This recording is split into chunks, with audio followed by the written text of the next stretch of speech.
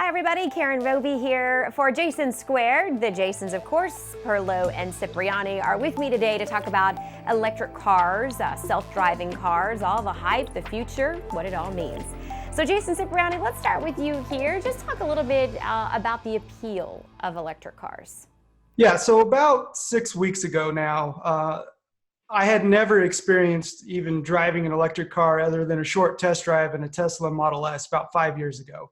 And Nissan sent me a Leaf SL Plus, a 2019 Leaf SL Plus, which is their new high-end electric car, 240-mile range, for a week to test drive and, to see what it was like to live with an electric car. And it instantly opened up my eyes to a world of, range really isn't that big of an issue, at least in my use case, where, you don't have to worry about constantly charging your car going everywhere, whether it's to Walmart or the grocery store or, out to a restaurant. But it also showed me that, gas vehicles can be a little bit more expensive to run over the long run. And the appeal there for me personally was just a little bit of cost savings as well as the environmental impact going forward.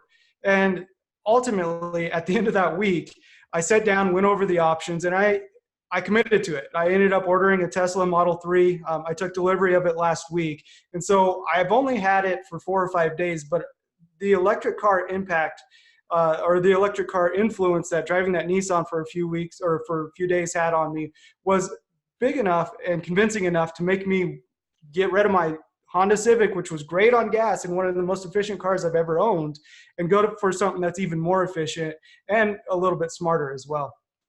All right, Jason, definitely have some firsthand experience there. So Jason Perlo, let's go to you now. Your take on electric cars. Sales obviously will pick up, or it seems that they will, when they are more autonomous. What are your thoughts here? Well, I definitely think the secret weapon, the killer app is going to be autonomous, right? So there is obviously a desire of people to want to be more green, more ecologically conscious. But as Jason said, he's correct. There is a maintenance angle to having an electric vehicle because they are less mechanically complex than a regular fuel-burning vehicle. However, there is still an issue, I believe, with parts availability and service availability for this particular type of car. If you take a look at Tesla, they have managed to, one is they've reduced their retail presence. They no longer have in-store showrooms anymore and malls. They've closed them down in favor of having effectively all online sales capability, although I don't know how long they're going to be able to do that for exclusively. But there is a very large cost to entry for being a third-party service provider for Tesla. Down here in Florida, where we do have quite a bit of Teslas, we don't have as many service organizations, third-party services as I would like. You cannot really do maintenance on a Tesla vehicle by yourself or obtain parts by yourself. They do charge a considerable amount of money to have access to their service manuals. So that area of maturity is not there yet.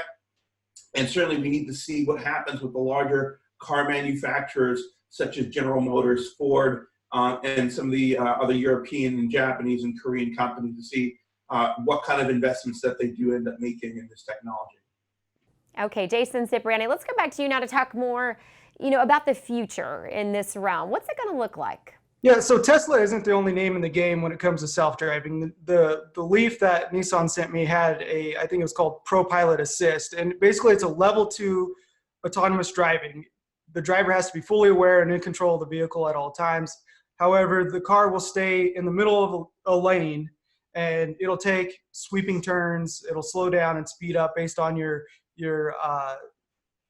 set speed limit. And so Tesla does that as well.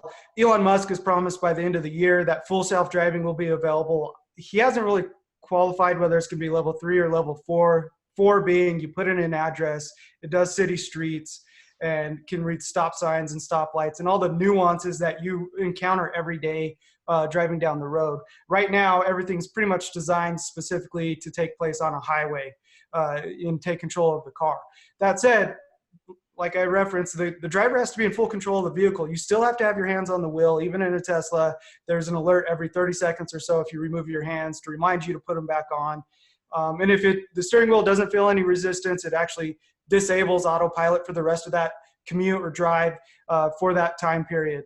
And the Nissan Leaf had something similar as well. It was like 5 seconds. If it didn't feel anything on the steering wheel, it started beeping and got crazy at you. There's still a lot of work to be done here. Even driving a Tesla on autopilot, autopilot's almost like a nervous teenager who's trying to just guide right in between the lines. It's not as jerky as it was in the Nissan for me personally, but there's a learning curve there for the driver, learning how to trust it, slowing down and speeding up and staying in the lanes and taking the turns, but also for Tesla and fine-tuning their algorithms. And I think that's a problem industry-wide, right? We have these cameras and they have LiDAR and all these different technologies that they're using to analyze billions of data points every second to make decisions on whether to stop, whether to swerve if something's in the lane.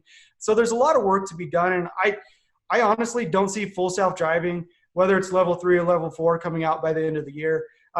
Maybe a year from now, a year and a half from now is when we'll realistically see cars that can take you from your driveway to the local mall and back without you ever touching the gas, brake, or steering wheel. So I think potentially, as I said, the killer app here is going to be autonomous driving. But once that happens, once you two get to that level 4 that Jason talks about, you have no need for human driver intervention in a vehicle at all. The only people that will want to drive vehicles when this happens are people that enjoy driving. If you like it from a sporting, recreational perspective. And I think that these people, I mean, we're talking now 20 years plus in the future, people like that, it will be so far in between that they'll be marginalized, just like as we marginalize people who smoke today, or perhaps in the future, people who like eat animal meats. These will be considered sort of the fringes of society. Normal people will be using autonomous vehicles all the time. The other major impact that it will have on society is, and I don't think we think about it very much, is parking spaces. Today, a lot of real estate in commercial areas, in shopping, as well as residential and business, is effectively allocated to parking spaces for personal vehicles. Now, in the future, when you have rideshare services and autonomous vehicles that can be shared, you might not even own your own vehicle. You might be in a timeshare on a vehicle. Maybe you'll be part of a service or a company that has 20 or 30 vehicles, and they're at the disposal of people in a local area. You'll have different product offerings for budget, business, and luxury, as well as commercial transportation. And you will not need to own one of these cars, and you won't need parking spaces for cars. So all these businesses will be able to have much smaller amounts of parking spaces. They'll be able to reallocate all this commercial and residential zoned areas to be optimized for foot traffic and for pickups and drop-offs of autonomous vehicles, not for parking of vehicles. So once the need for parking is eliminated, the way our society is structured as far as how it gets around and how we live is going to change dramatically.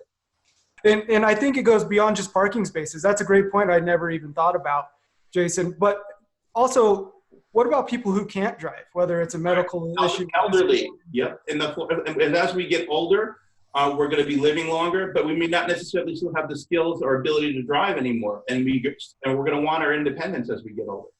Yeah, getting grandma to the doctor's appointment, having to worry about finding a family member that can take her will no longer be an issue because the car can pick her up, drop her off at her doctor's appointment, stuff like that. I think the impacts, drunk driving,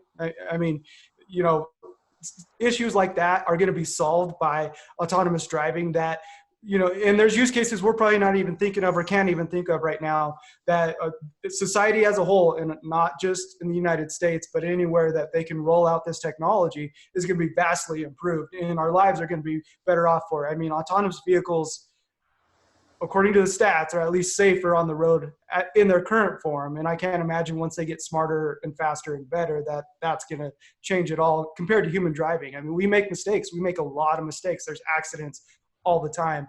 And hopefully autonomous driving will eliminate a lot of those unnecessary injuries, insurance claims, and deaths. That's right. And also we have to remember the predictability of travel will improve.